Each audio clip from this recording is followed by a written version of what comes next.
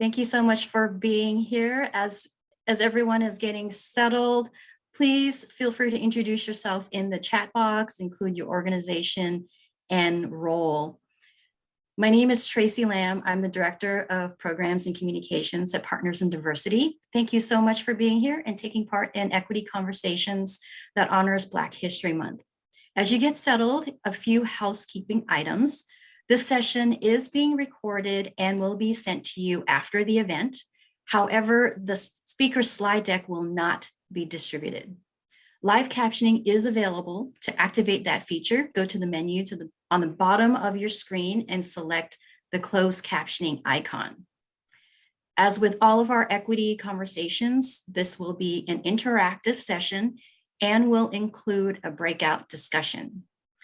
And again, if you have not introduced yourself in the chat box, please do so and include your organization and role.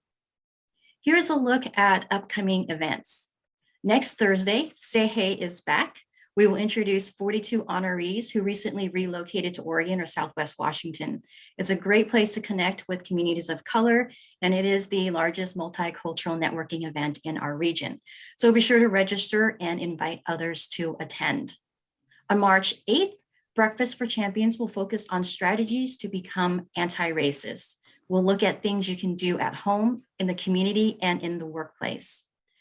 Then on March 23rd, Equity Conversations is back, celebrating Women's History Month with an important discussion titled Dare to Say No, the Art of Healthy Personal and Professional Boundaries for Women of Color. If you or someone you know is a woman of color who's taking on too much, this session is for you. Finally, a quick programming note. Beginning in April, some of our Breakfast for Champions and Equity Conversations will be in person with a virtual option. Due to continued social distancing and other COVID safety precautions, we are asking that only one person per organization attend the in-person option for now. This is to ensure that as many organizations can attend as possible. RSVPs for virtual attendees will remain unlimited. More information will be posted on our website in the coming days.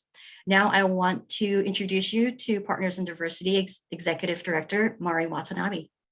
Hey, good morning, everybody. Thank you, Tracy.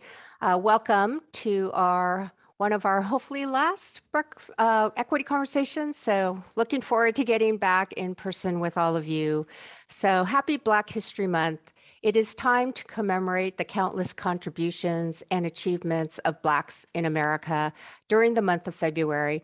It is also a time to reflect on the history of Black America and ways we can uplift the community. At our programs in January and earlier this month, we analyzed our values and systems. And today we continue to explore ways to develop values and systems by understanding our history as it relates to Blacks in America and how we can take that knowledge to make positive changes. As you know, right now, our systems aren't working equitably. Take a look at this graph. It is a study by the Future Forum in March of last year, looking at the prospect of returning to the office. Just 3% of Black professionals want to go back to the office full-time after the pandemic. Respondents cited discrimination and microaggressions that take place in the office. Compare that to 21% of white professionals. Black workers were less excited to go back to the office because they also felt less like they belong. The study shows that only 54% of Black professionals said that they had a good or very good sense of belonging at their workplace. That compares to 70% of white professionals. What these statistics show is the need for fundamental change and accountability for driving inclusive, I can't even talk, in the workplace. You know what I'm talking about. Yes. So change must start at the top. That is why we offer a year-long leadership program for CEOs and executive leaders. Each cohort will meet 4 times in a year with a professional DEI trainer to learn, discuss, and share topics relevant to their roles as top leaders in an organization. I will also just add that this is considered a safe space. Registration is now open for fall courses and fees apply. The deadline to register is February 25th. Please share this information with your CEO and executive leaders.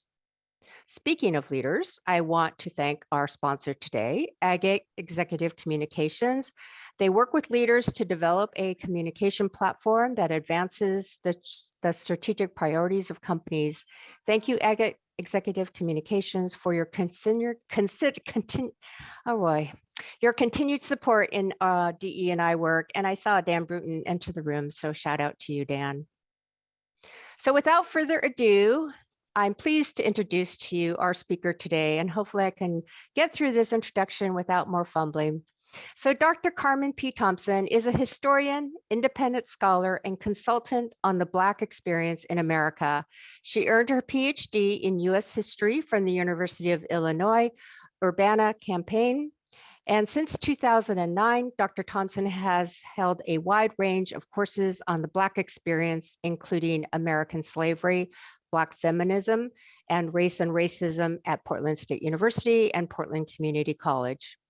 She has held visiting scholar appointments at the Institute of Research for African American Studies at Columbia University, and her current book project is entitled The Making of American Whiteness, which examines the origin of whiteness in America. Please join me in welcoming Dr. Carmen Thompson. Dr. Thompson? Thank you and welcome. And I just appreciate Partners in Diversity. Thank you, Maria and Mari, and Tracy and staff. I really appreciate everything you're doing. Thank you for all the participants who have sat in and are sitting in. Happy Black History Month to you. Yes, I'm a fan of Partners in Diversity. I consider myself a friend of Partners in Diversity. I've been to a couple of Say Hays. I've gone to, I read your newsletter. I get it, when you send it out. Sometimes I forward it on to colleagues and friends. So I really appreciate being here. And I really believe that our talk today that I'm going to give, and Tracy, I think, are you running the slide, but you can put up the first slide. So if everyone can see that.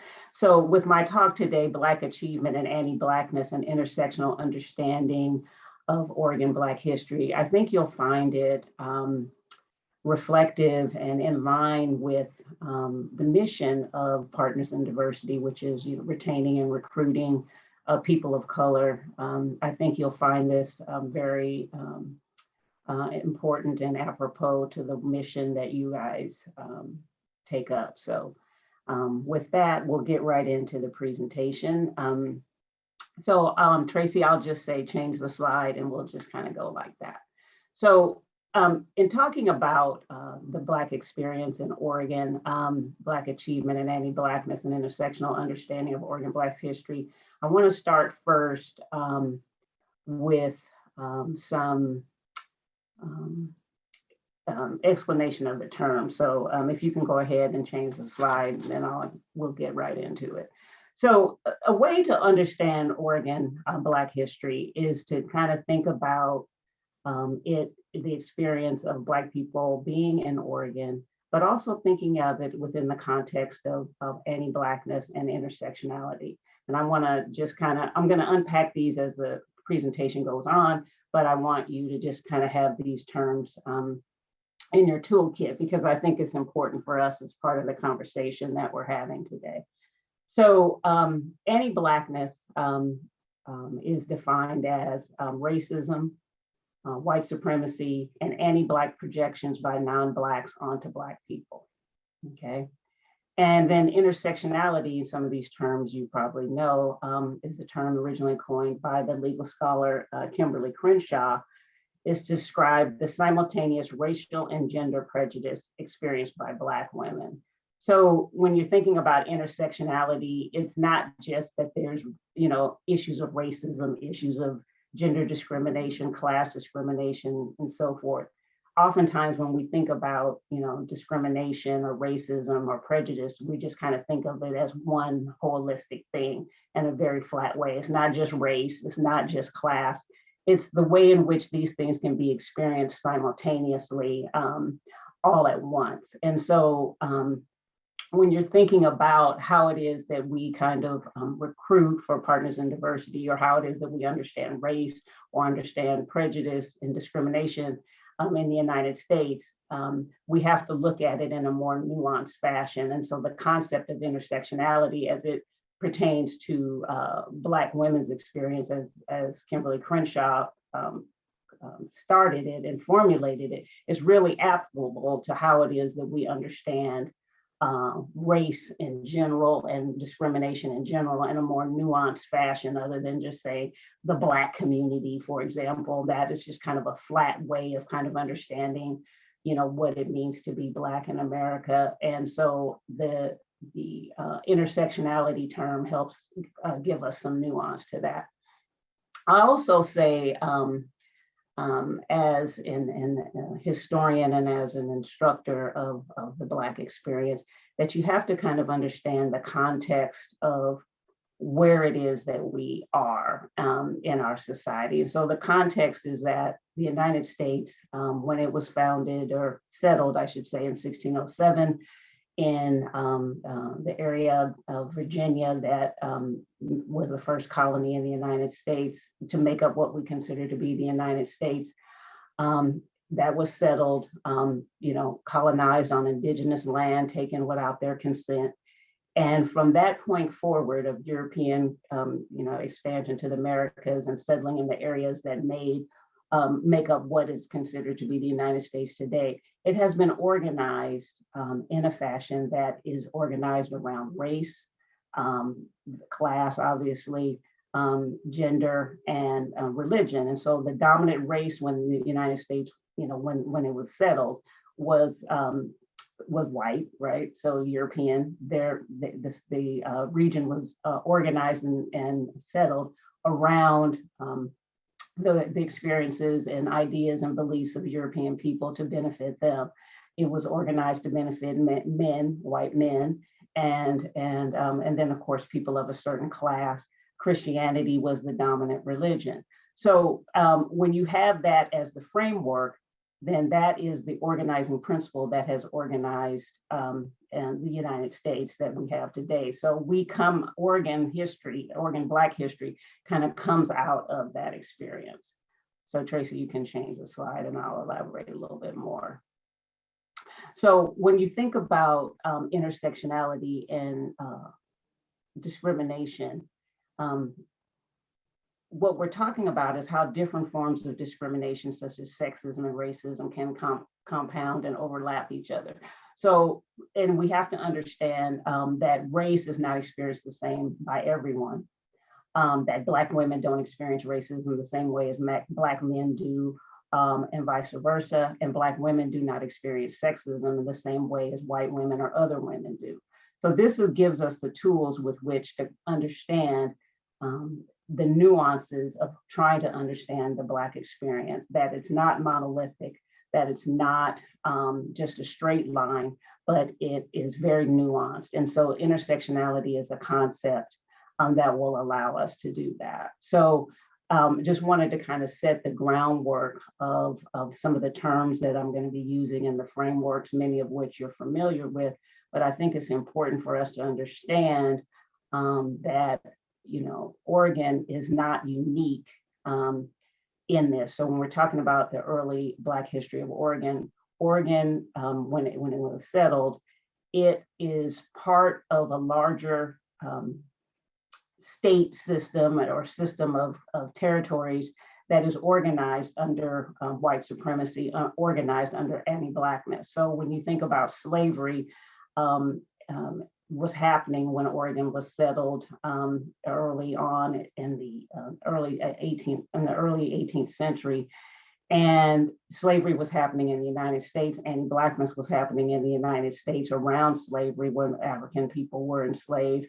And so you have in the United States and you have in the Oregon Territory a way in which Oregon was settled in the same way that the United States was happening, and that it was to benefit whites, and it was to not have a lot of Black people in the area. And so we'll talk about that more. So if you can go to the next slide. So the presentation is, I have it broken up into 4 parts. We're going to talk about Oregon Black history across the state. We're going to talk about Oregon history and the law, and we're going to talk about the history of Black Portland. And then we're going to kind of break up into the groups. So if Tracy, you'll let me know when we're about 5 minutes or so out. So we'll probably go till about 10:45. So, and then we can break up into groups for about 15 or 20 minutes. So got a lot to cover here. So it's like, 250 years in about 45 minutes. So, but anyway, go to the next slide and we'll start right in. So when you think about the Oregon Black experience, it really revolves around a lot of different issues: travel, migration, labor, entrepreneurship, survival, achievement, activism, resistance, and then of course, resistance and activism against the exclusion laws, against segregation, against protesting police violence, declaring Black power, Black expressive culture. There's a variety of ways in which we can think about the Black experience. So there's a lot of layers to it, and all of them kind of have a long history. So we're just kind of, jumbling a lot of these things together in the conversation today. So if there's questions and things that come up as I talk, feel free to kind of interject, because again, any one of these areas is kind of a lifetime of work for any historian. So Tracy, you can go to the next slide. So when you think about the early history of Blacks in Oregon, Black women and men have been in Oregon as far back as 1788. Many of the early Blacks were free, some were enslaved, some arrived as whites as guides on fur trades or surveying expeditions. Others came with their white enslavers. Next slide, please. And so Marcus Lopez was one of the first Black persons known to have set foot on Oregon soil back in August of 1788. He was a native of Cape Verdes off the coast of Africa. He was hired at 19 as the first mate of Robert Gray. And in 1788, he entered into the Oregon area and near Tillamook. Next slide. Then you have York. Many of you know him from the Lewis and Clark expedition. He was a Black man who was enslaved by William Clark of the Lewis and Clark expedition. He was the principal guide in the expedition. They arrived in Astoria around 1805. Just a little bit about York. He was born in Virginia at Clark's home. Records indicate he was about 6'2", jet black skin, curly hair, but a very skilled hunter, spoke French, English, was adept at living off the land. And when he arrived in the Oregon Territory with them, Native Americans in the region were very curious about him, not having seen a Black man before, so or very few of them. So they were just really enthralled by his personhood. So York again was their guide along with others, and so he arrived in there. And so our own Portland State's Dr. Dale Milner is considered one of the leading experts on York if you want more information about him. The next slide, please.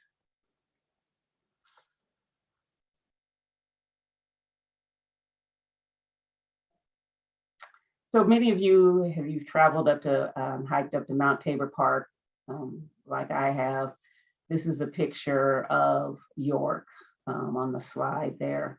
And so they had, I think it was installed in February of 21, I believe. And you can go to the next slide. And you can see from the next slide that it was vandalized. Many of you have heard the story about how it was that, first it was vandalized and then they, refurbished it, and then vandalized again by this picture here. And then they finally have taken it down just because of, all the, vandalism and destruction that has happened. So, but just to kind of connecting the past to the present, you can see, how we have, York as an early Black person within the area, how it is that we're trying to recognize that experience, and of course the difficulty of having something like that up because of vandalism and all other kinds of reasons. So anyway, I just wanted you to kind of have that context. Go ahead and change the slide, please. So just kind of giving you some demographic information about Oregon. Black population during the period, for example, between 1840 and 1860, the Black population of the Pacific Northwest never exceeded 1%. Okay. And so there was about 58 in 1850, there was about 154 in 1860. Blacks lived in 14 of the 19 counties. You had Jackson County had about 42 Blacks, and Jackson County is in the Medford area. Then you had in Marion County and Salem area about 20 Blacks, and in Multnomah County about 17. And then you can see that footnote there that at the time the total population between the 3-year period of 1845 and 1848, there was about 12,000 people in the Oregon area, so in the Oregon Territory. So you can see there was a very small population of Black people. Go to the next slide, please. So of the 135 Blacks residing in Oregon between 1850 and 1860, you had 14 that were enslaved. So again, slavery was happening across the nation. The Oregon Territory was no different, and I'll kind of delve into that a little bit more. So there were enslaved people here. They lived in various counties, in Benton County and the Corvallis area, Lane County and Eugene area, Polk County and the Dallas, Oregon area, and then in the Yamhill County and the McMinnville area. Next slide, please.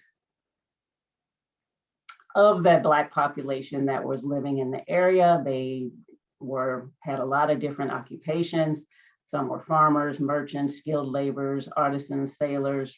Some were personal servants. They kind of give you a breakdown. There's about 17 farmers, 15 cooks, about 12 barbers, but many resided in urban areas too, like in the Portland and the Oregon City area, what would be present day during this time. Next slide, please.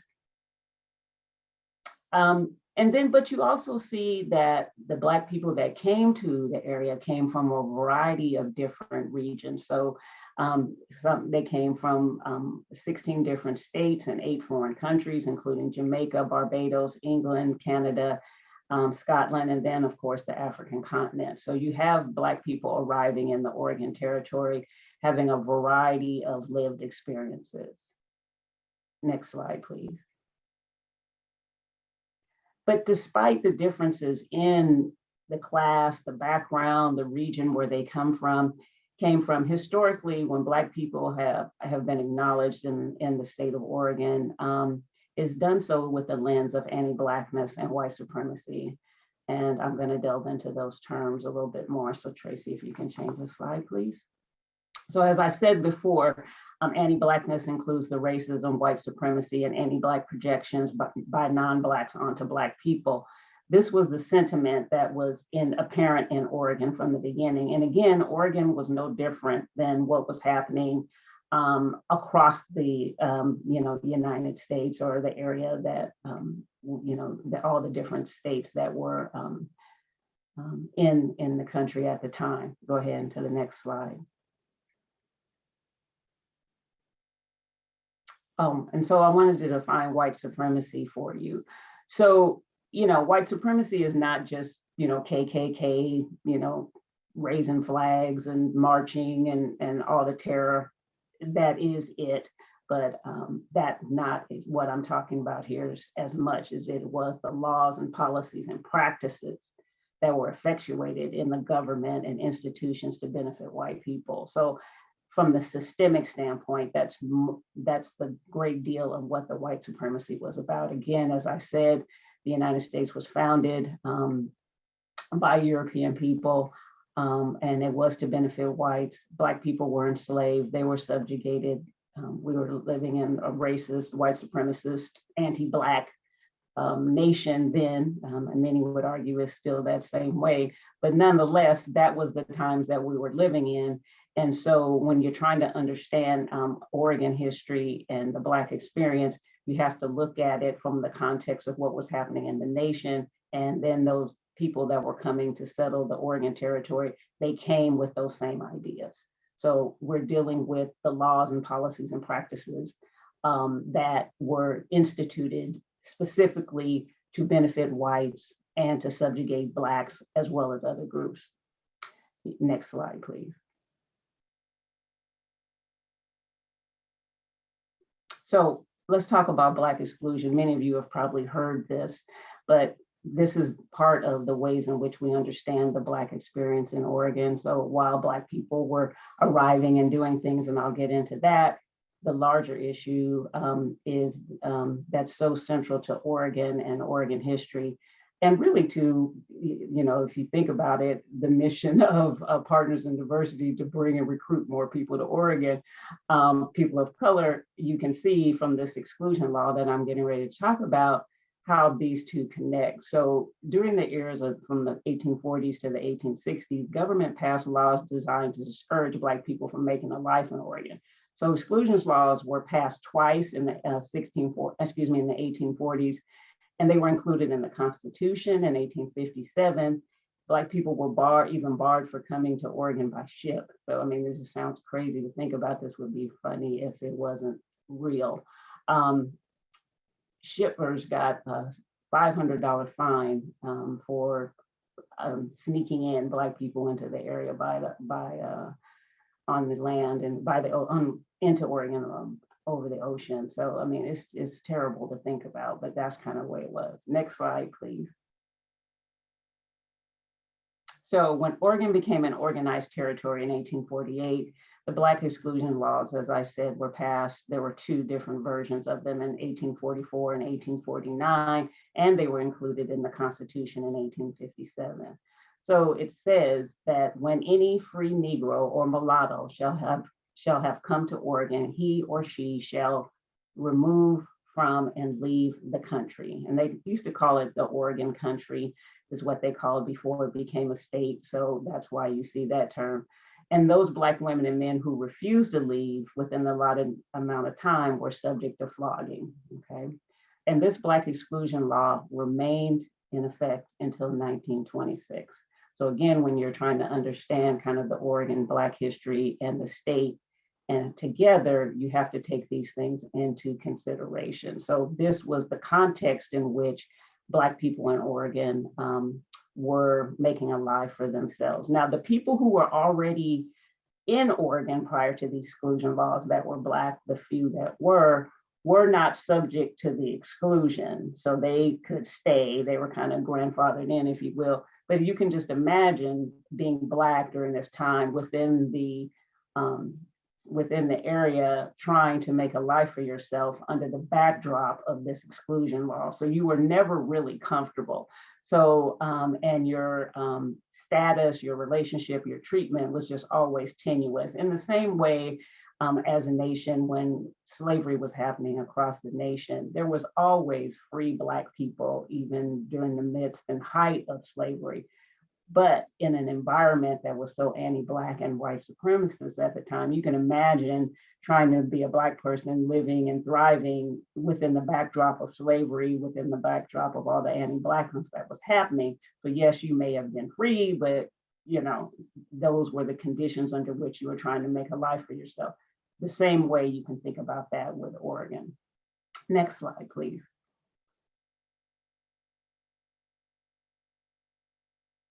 So February 14th, 1859, just Monday was Valentine's Day. So Valentine's Day is Oregon's birthday, but in 1859, it holds the distinction as the only free state admitted to the Union with a Black exclusion clause in the Constitution. And so when you think about how it is that Oregon was organized and made into a state and settled, whites came to Oregon to escape the racial issues of slavery and competition with free Blacks. So, Oregon, when it was formed, when whites came here from the various states, Iowa, Illinois, Indiana, Ohio, Kentucky, and Tennessee and Missouri, they were coming to leave the racial issues of their area. So those states that I list there are considered border states, meaning most of those states didn't have slavery, but they bordered states that did. And so just because a place didn't have slavery, we shouldn't think, oh, well, they're pro-Black. No, it's just that they didn't want the competition of free Black labor there interfering with whites. So when whites came out to Oregon, they were coming out to kind of get rid, to kind of make a better life for themselves without having to deal with whatever class issues that may have been in their state with other whites. And they didn't want to deal with the obviously the lack of opportunity to advance because there was enslaved labor in the area. So they wanted to be able to make a better life for themselves, and coming out here and kind of starting up was a way in which they would do that. So even though whites in Oregon voted against slavery, again, don't take that to mean that they loved Black people so much as it was that they were just trying to protect their own ability to have a better life for themselves and be able to thrive and have whatever vision of life that they wanted to have. That said, they also then elected, pro-slavery governors, pro-slavery representatives to Congress. So the sentiment of people who were pro-slavery is what ran through the organizing practices and principles of Oregon. Next slide, please. So in the legislative session of 1861, for example, Oregon legislators passed 2 bills that discriminated against Black people. Specifically, the first was an annual poll tax of $5 to be paid by every Negro, quote unquote, Chinaman mulatto residing within the limits of the state. And the second one passed in this session prohibited the marriage between whites and persons 1/4 or more of Negro blood. So, however you slice that up, I'm a historian, not a mathematician, but, you could see how far back in one's genealogy they were even looking to that, if you had any Negro blood, as they called it at the time, up to 1/4, that's what they didn't want. They passed other laws about intermarriage in 1866. It was directed not only with white and Black marriage, but against anyone, again, with 1/4 or more Negro blood or Chinese blood, or any person having more than 1/2 Indian blood. So race was always a part of the Oregon Territory, and obviously the anti-Blackness, as well as with other groups, but for the purposes of our discussion, this is what the backdrop of the Oregon experience is. So when we're thinking about anti-Blackness, we're thinking about the laws as well. Next slide, please.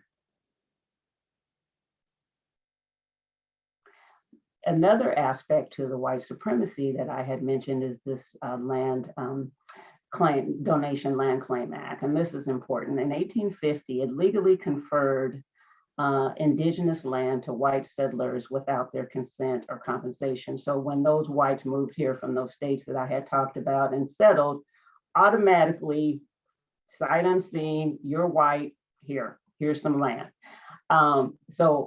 It granted all the white settlers that were coming in 320 acres for white men, 21 and over, or half-breed Indian males, meaning that their father was white. That's what they were meaning at the time. So you had to have, be white to get it. Women who were married to white men, they got 320 acres of land. So if you were a married white couple, you got 640 acres of land. So you can already see how it is that, kind of the beginnings of not only the white supremacy, but the kind of wealth gap or the head start that whites got in the Oregon state of Oregon, not only obviously over indigenous people, but again, for the purpose of this discussion, Black people in the area. Okay. So this land donation, this Donation Land Claim Act was extremely important to kind of understanding, the historical white supremacy of the state. Next slide, please. You have to think about then voting rights. So, you have land on the one hand and the opportunities that come from that for whites, but voting rights was only extended to free male descendants of a white male inhabitant 20 years or older. So those were the only people that could vote. Okay, next slide, please. So when you're thinking about Oregon within the larger context in the Black experience, Oregon failed to ratify the 15th Amendment until 1959. And so for those of you who are not historians, don't know the 14th Amendment is the third of the three Reconstruction Amendments, the 13th Amendment abolishing slavery, the 14th Amendment, which gave citizenship to Blacks. Blacks weren't citizens until the passage of the 14th Amendment. And that's the amendment too that gives you equal protection under the law, just for some context. But the 15th Amendment prohibits the government and each state from denying or abridging a citizen's right to vote on account of race, color, or previous condition of servitude. So even though these amendments were ratified in 1870, the 15th Amendment were. The others were a year or so sooner, but it was ratified in 1870, nationwide. The Oregon State failed to ratify until 1959. Okay, so I don't know if anybody here was born during that time, but it just shows you how it is that the white supremacist anti-Black sentiment ran through the blood of this state from the beginning. Next slide, please. So when you're thinking about intersectionality and how it is that we think about, the Black experience in Oregon, how it is that Black people experience race and class differently, Black women experiencing it different from Black men, and then from white women. It's important to kind of understand how it is that we can unpack the Black experience within a more nuanced framework. So if we think about how Black women, and using that as an example, because I think it's important because it allows us to look at the experiences of Oregon from a more nuanced fashion with regard to sexism and racism, and in a particular way that allows us to tease out the strands of discrimination. So intersectionality allows us to understand how Black women experience race, class, and gender differently than whites and men, and how racism and anti-Blackness alters Black women's experience differently from white women and other non-Black women. Next slide, please.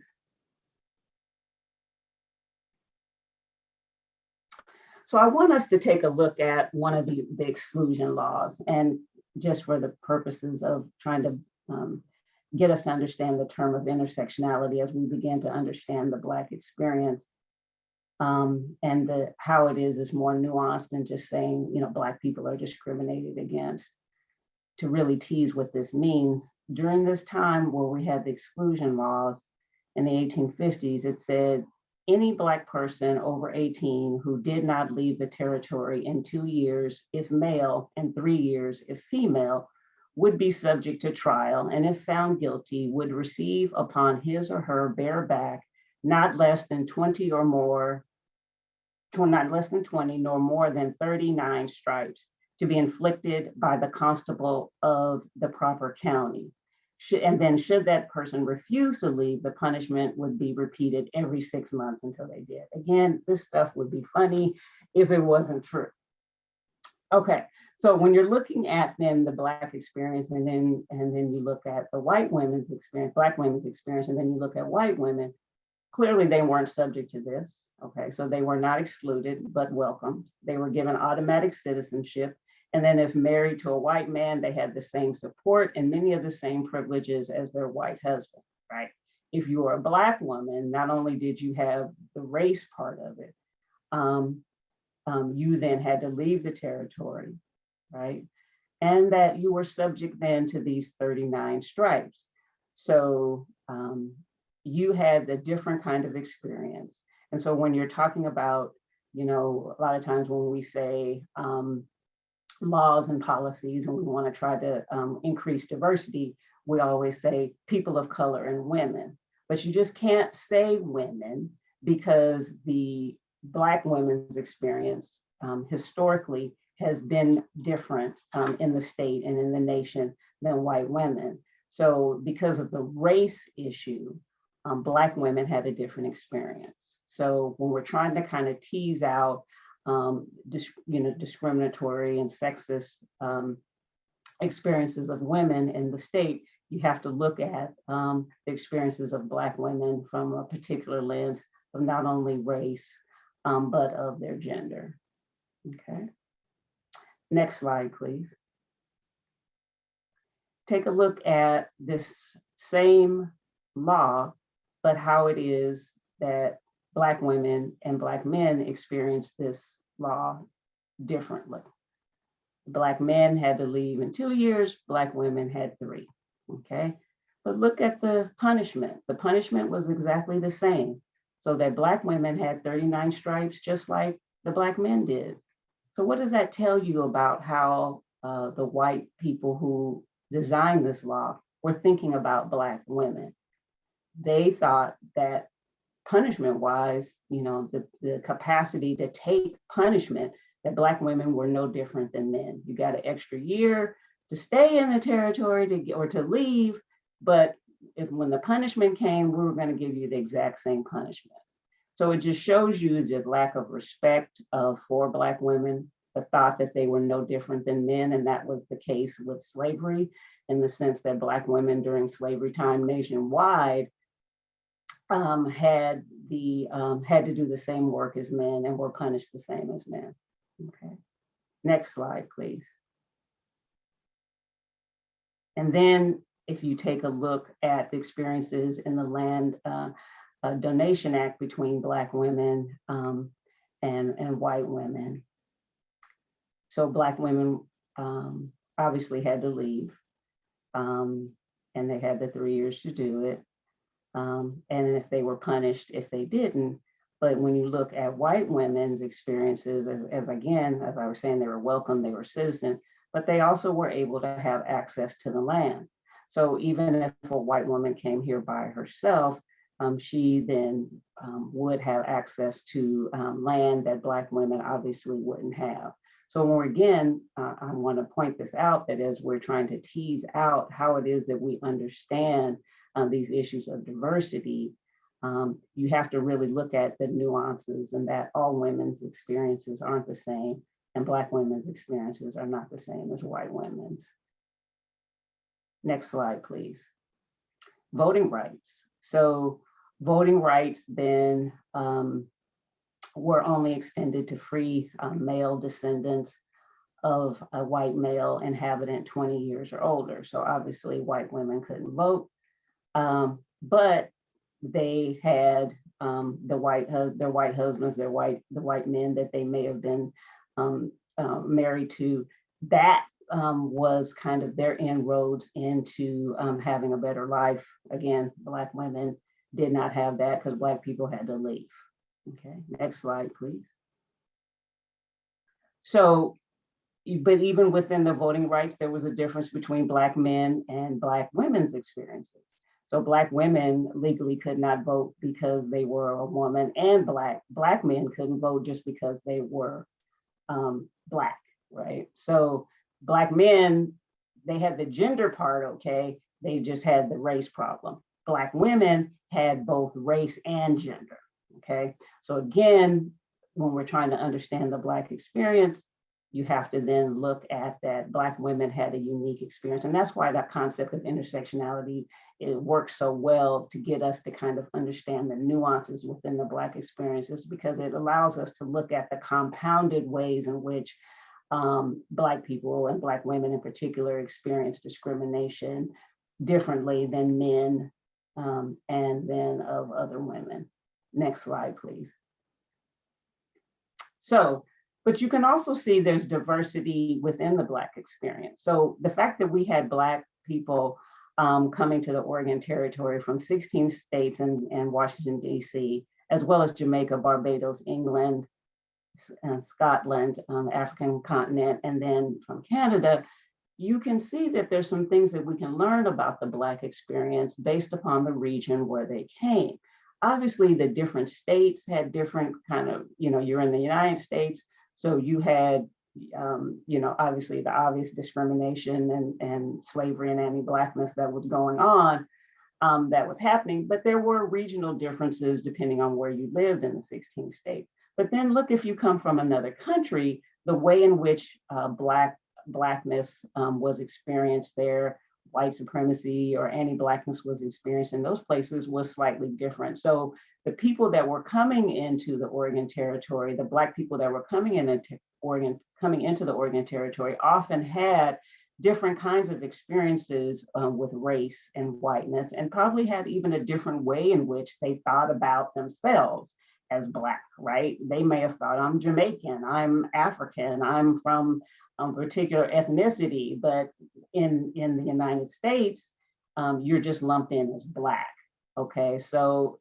how it is that people come to think about themselves is important. Thank you for that time check. So we'll kind of go through these slides pretty quickly. So I just kind of wanted to get that down before we move on. So next slide. So let's just go through some of the early Black accomplishments in the area. A man named George Washington, not the President of the United States, but a Black man. He was born in Virginia, came to the area, and he is famous for actually founding Centralia in 1872. So if you ever go to Centralia, you might notice that on your way to Seattle, all the outlet malls there, that's the area that this early Black man, George Washington, founded. Next slide. We can go kind of quickly here just so we can get through it. Mr. and Mrs. Abner Francis, a Black couple, owned a boarding house, were relatively wealthy. Next slide. I found this at the New African American Museum in DC. You probably can't see it too well. Roscoe Lee Dixon, he was the owner of a house, an oyster house in Astoria. So you can think that that's quite an accomplishment. Keep going. Lucia Carson, she had sued her enslaver and for her free labor. The jury couldn't reach a verdict, but she's someone that's important to kind of know, and the Oregon Black pioneers are acknowledging her. So she's a notable woman there. And so we can learn something about how she thought about herself based upon how it was that she was suing her former enslaver. Next slide. Amanda Johnson is another person who remembers crossing the plains with two other slave people coming into the Oregon Territory, ended up marrying into one of the enslaved men that was part of her a corral of people. Next slide. Let's talk about some of the Black achievements quickly, if we can go to the next one. This was mainly getting into Black Portland. 7% of Blacks lived in Portland, 47% of which lived in Multnomah County.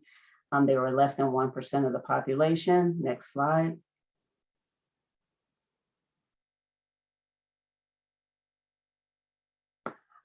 Black people began to go to the state legislature as early as 1893, lobbying to repeal the state constitution that excluded Black and Chinese people from the state, that outlawed intermarriage, and they were trying to get public accommodations bills passed. So activism has always been part of the Black experience. Next slide. And you see Black people were participating in all areas of life, even against this backdrop. You see Jess Stahl, he was part of the Pendleton Roundup in 1915. Next slide. You see that there was the Black Battalion called the Portland Bunch. They were actually in the Fort Lewis area, but they were a battalion that was from Portland. Next slide.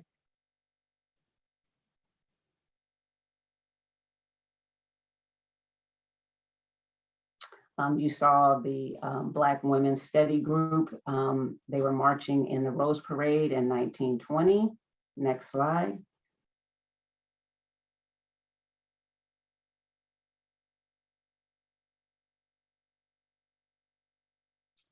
Go to the next slide when you can. So Black women were participating in all kinds of things that were different than white women. All were trying to advocate for the right of women to vote. But Black women in Portland didn't get a lot of help from the white women that were here. But there was tremendous activism on the part of Black women trying to be in support of the 19th Amendment, which was passed in 1920, but Black women were wanting to get help from the white counterparts that were also advocating for women's right to vote, but they had to do it on their own. Next slide, please. Black people were involved in a lot of activities before the Great Depression, various churches, newspapers, and clubs. You can go to the slides. Next slide. So you saw the first Black churches in the area are listed there. Some of them are around today. Bethel AME and Mount Olivet were the second and the third respective Black churches in the area. Next slide.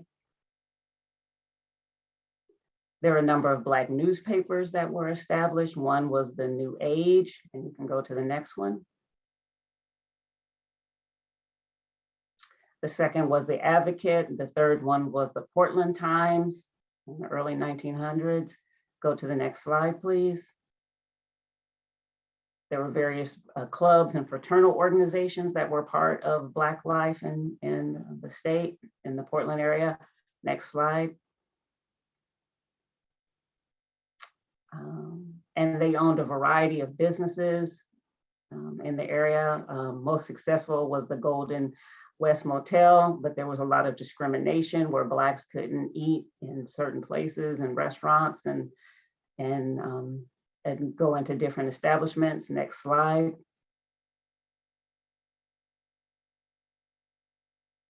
So there was one that said, we don't cater to white trade only. This was a luncheonette in the Kenton neighborhood. Next slide.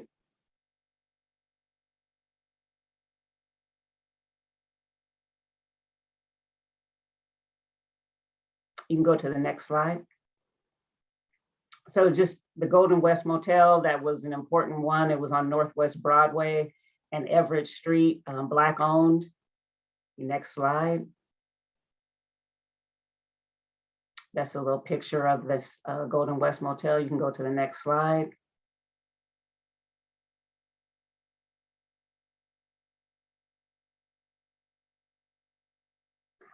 We had the financial institutions. The one was the Black Enterprise Investment Company. You can go to the next slide. There were various political organizations, the Sumner Union Club, Bedrock Political Club, and the New Republican Club. Next slide. The New Republican Club had lobbied for the first Black policeman, and that was George Hardin in 1894 in the Portland area. Next slide. Again, various political organizations lobbying for all kinds of things, including the passage of the Accommodations Act. Next slide.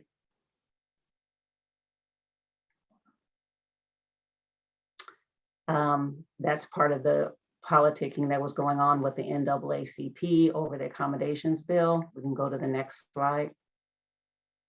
There were some Oregon Black Firsts that are listed there. Census workers, mail carriers, first person to practice dentistry, first Black school teachers. Next slide. De Novo Unthank, we have Unthank Park over in North Portland. That's off Skidmore and Kirby. Dr. Unthank was recruited to Portland to be a physician back in I think 1929 or 1930 actually, because there was not a Black doctor in the area at the time. And the park was named after him. He was very active in the area in civil rights for Portland. So many of you probably know Unthank Park. Next slide.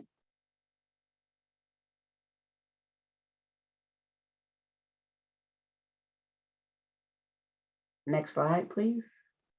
Many of you have heard about Vanport, and there's a whole Vanport mosaic that has information on that, so we can just kind of go through that. But when the flood happened, and you can go through that slide, Tracy, then people had to move over into North Portland. And the only areas that they could live in was an area called Giles Lake, which is kind of over by Montgomery Park, kind of Highway 30, kind of going towards the St. John's Bridge, or the Albina neighborhood, which is in North Portland, kind of in the Peninsula Park area is one, if you know the Albina neighborhood. Next slide. And that's a picture of the flood. Next slide.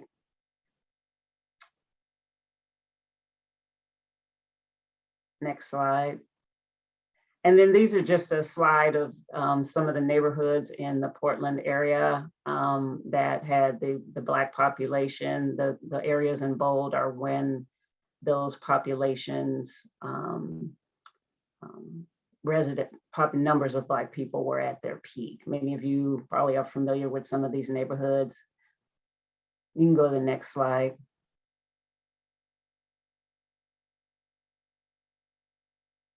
And that's just the map of the census tract there of the neighborhoods where there were predominantly Blacks were segregated. Next slide.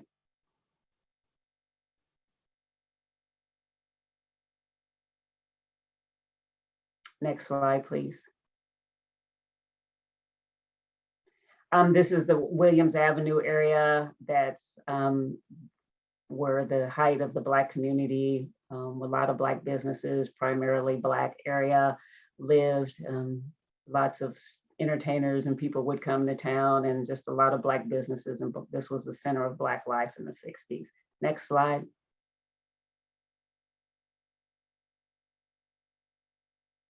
So Black resistance was always part of the Black experience in the Portland area, and they've done a lot of things through various organizing to effectuate change and to a lot of the laws and policies and practices of Oregon and Portland. Next slide.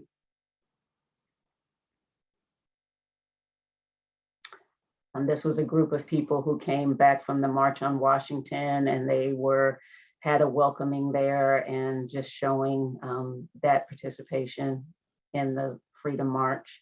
Next slide.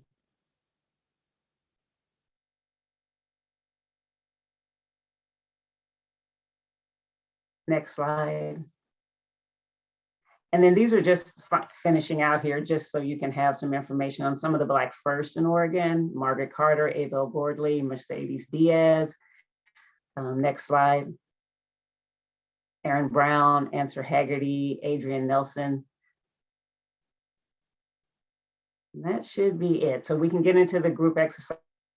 Sorry, I had to rush through these. There was a lot there, but you guys can talk about some of this. So if we go to the slide for the exercises, we prepare to break out into the groups. I can talk to you about it in the final few minutes. So if anybody has any questions, do you want to just use your little icons and raise your hand and we can call on you?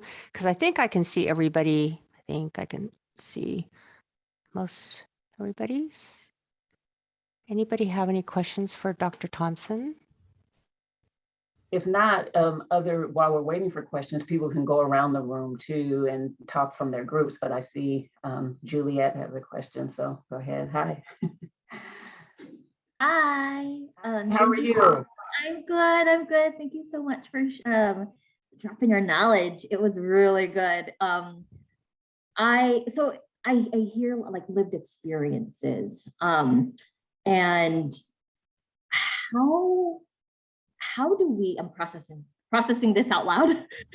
Yeah. How does one share their lived experiences in a way that it can help people understand, like if in the work setting, because I feel like we live at work now, Right, and yeah. understand people, and how we can get them to feel comfortable to share their lived experiences so we can then understand their identity and see intersectionality kind of working, right? Mm-hmm, mm-hmm. I think if you approach just your willingness to want to, or your willing, approach your interaction with other people, taking into account an intersectional framework that kind of anticipating that they have a lot of different types of lived experiences and identities and perhaps oppressions that and discriminatory things that they've experienced, that you kind of just allowing us to kind of have a broader view of our coworkers and what possibly they could have been going through. You don't know someone's whole story, but just being open to the fact that as you interact with people, there's a variety of experiences, prejudices, discriminatory things that may have happened to them, as well as other things in their life. And I just think intersectionality is just a way for us to be open to the differences of experiences that other people bring to the table, and to be open to be ready to kind of go there with them on that journey of who they are, just acceptance that people come to the table with a wide variety of experiences, and to be open to that. And as you get to know them, you'll be able to acknowledge that and, you know, respect that and try to go there with them on that. Thank you. Mm-hmm. Does anybody else have a question, or maybe you want to talk about what you talked about in your small breakout rooms? That's fine too. Yeah.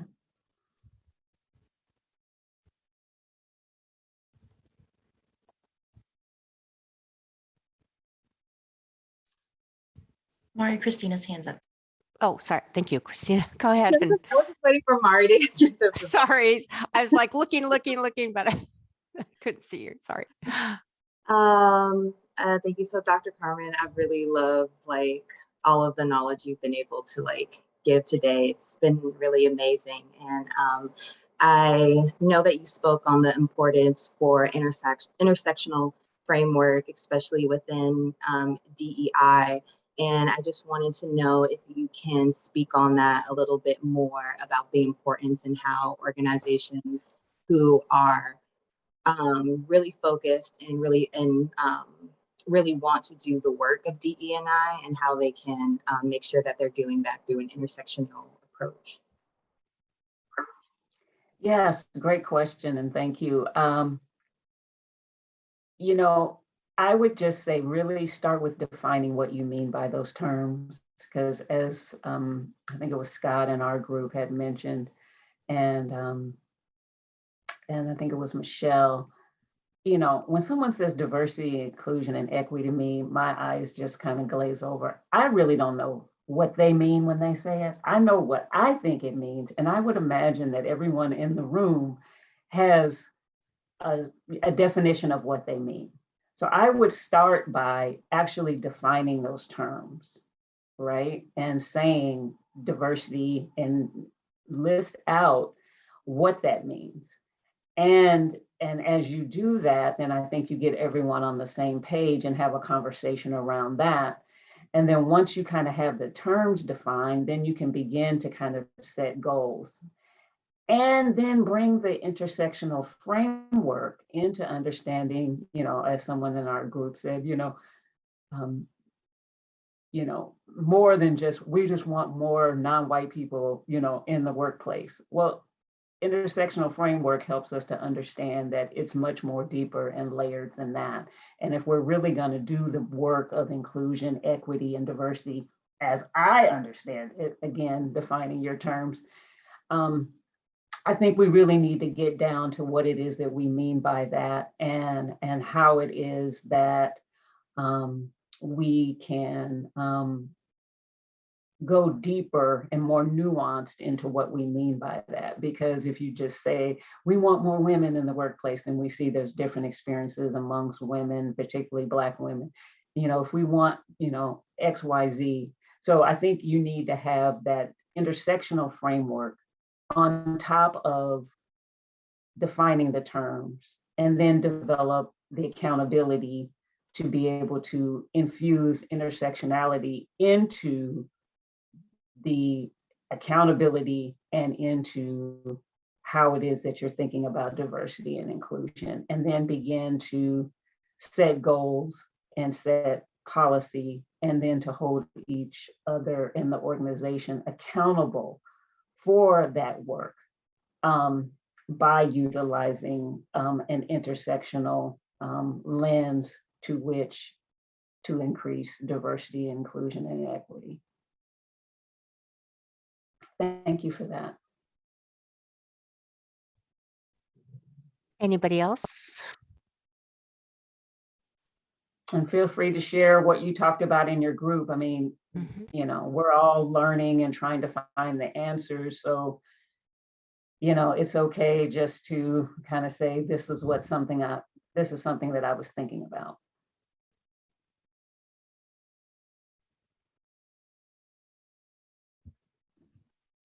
I'll jump in. Leah, Portland, Oregon, but now based in the Bay Area. How are you? Good to be here today. All right. I missed part of the early part of the conversation. I had a prior work commitment, but I completely agree with respect to defining particularly equity. I think that there's, as long as the letters, the acronym remains a bit nebulous, we don't have to hold people accountable for particular outcomes. And I think that as a transportation practitioner, I'm a transportation planner, my industry struggles with toggling back and forth between the broad concept of equity in relationship to that particular space within EDI from an internal organizational policy lens, and then toggling to practitioners, those that are engineers and planners, and how do we make said, non-tangible, tangible item equitable. For example, highway construction or a corridor or, right. And so it's really challenging. When I go into a room or a meeting or any type of new environment, I like to be absolutely clear. And for me, anytime I talk about equity, it is always racial equity, because it's the catch-all that everything else is intersectional with. So you can't talk about racial equity without talking about climate equity and climate justice.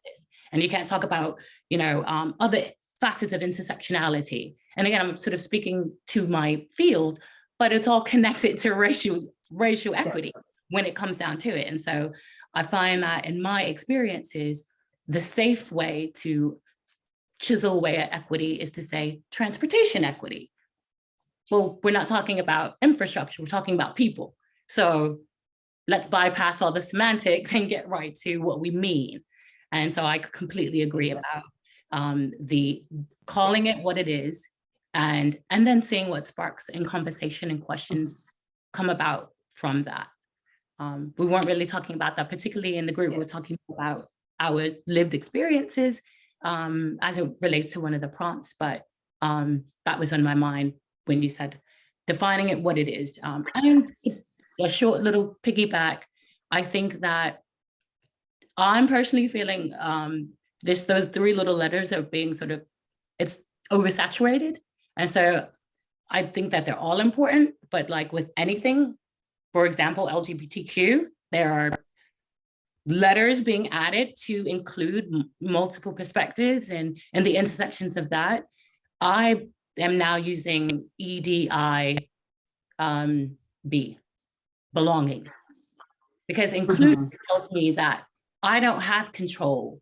It's for me, and I'm also a Brit. I'm from England, and so but inclusion inclusion doesn't seem equitable to me, because it puts the power of who tells me that I'm included into a space.